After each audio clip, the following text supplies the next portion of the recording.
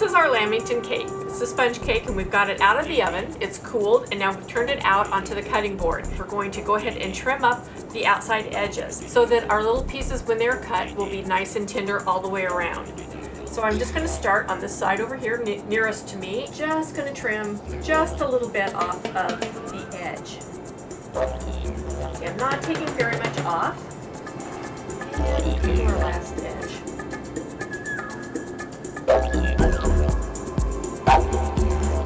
Go. So we're done with this. You can just discard this, or you can just have a little snack for the cook if you'd like. So now what we're going to do is we're going to cut this cake down into 16 equal pieces. All I'm going to do, so we're going to go there, and I'm just going to cut it in half.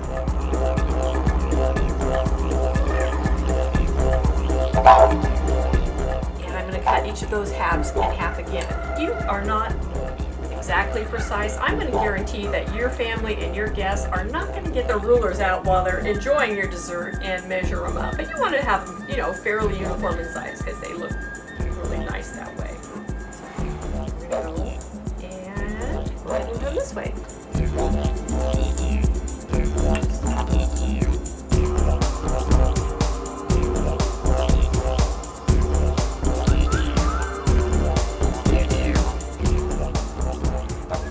And there we go. Now that we have our 16 equal pieces, the next step will be making the hole for the jam to go in. Just eyeball the middle, and I like to just kind of poke around, make a circle of it.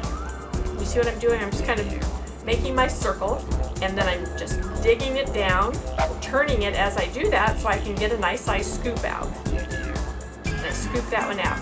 Now I'm going to save this one. I'm going to set it aside, because I'll be putting that one back in after I get that jam back in there. But I'm going to go back in and I'm going to make another scoop because I want lots of raspberry jam inside of my Lamington. This one we don't need to save, so we're just going to set it aside. I've got a nice hole in the middle, ready for filling. So I can set it aside and set its little top aside, and we move on and do another one, and that's what we do until we have holes in all of them. Okay, as you can see, we've got the holes in all of our pieces of cake, so now we're ready for filling. It's pretty simple.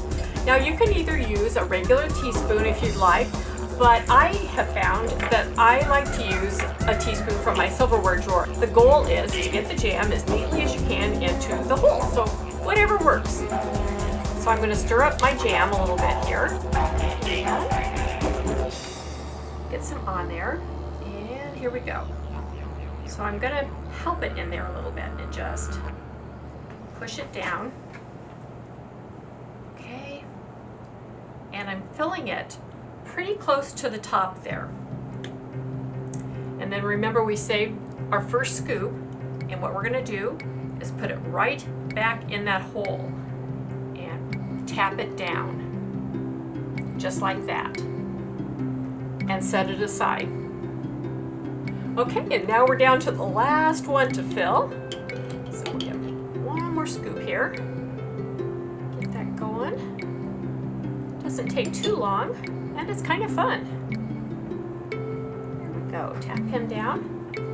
And there they are, all on my sheet here. Now the next thing we need to do is we need to cover these. I'm going to cover them with some plastic wrap, or you can use a towel. You just don't want them to dry out.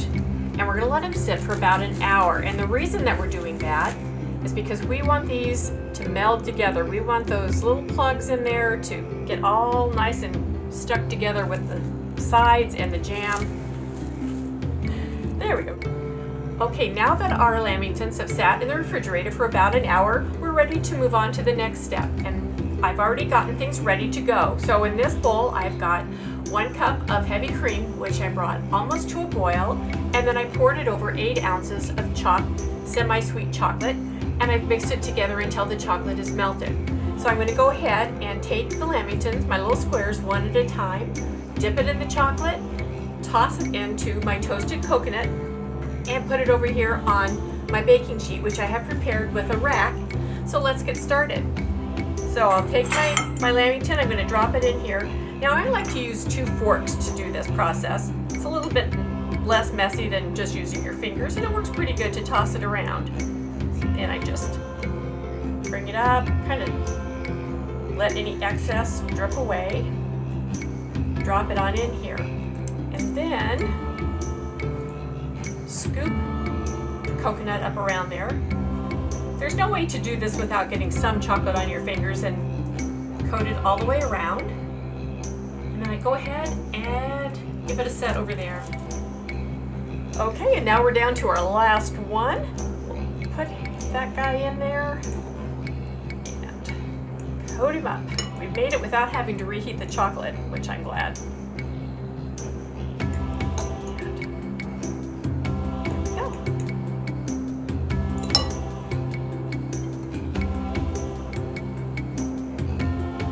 Since he's the last one, I'll just do it with both hands, go all in. There we go. And here we are. We are ready to go. Only thing left now is we're going to let them sit for about a half an hour. And the reason we're going to do that, we want that chocolate to set up nice and firm so the coconut will stick and they'll be ready to enjoy.